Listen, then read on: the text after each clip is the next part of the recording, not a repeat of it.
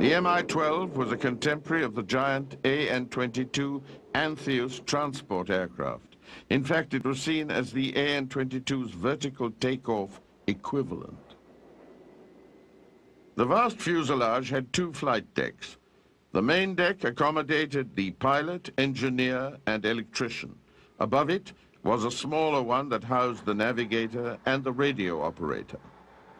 The cargo hold had rear doors to allow access to vehicles or other heavy loads.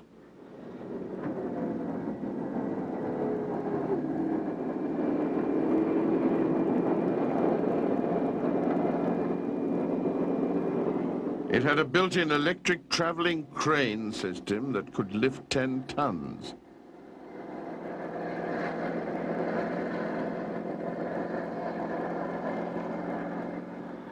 Inside the hold, there were 50 fold-down seats around the walls for crew accompanying the cargo.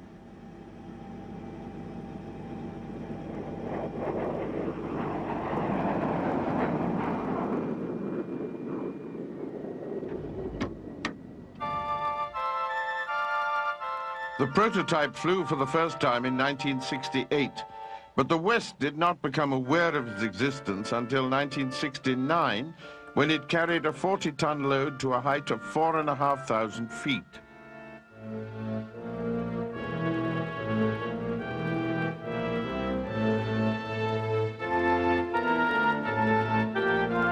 The Mi-12's major safety measure was a series of cross shafts in the wings which interconnected the four engines. If one engine failed, both rotors would still operate and the helicopter would stay in the air. It was designed to work even if a pair of engines on one side of the aircraft failed. In 1971, a development version of the Mi-12 visited the Paris Air Show, where it raised the eyebrows of Western helicopter manufacturers. But after it returned to the Soviet Union, little more was heard about it. There were reports that it entered service in 1973, but it remained something of a mystery. In fact, the Mi-12 project had been cancelled. The Mi-12 failed to fulfill the hopes of its designers. The reputation of the Mill Bureau continued to grow, but it was based on the evolution of its single rotor designs rather than this twin-rotor giant.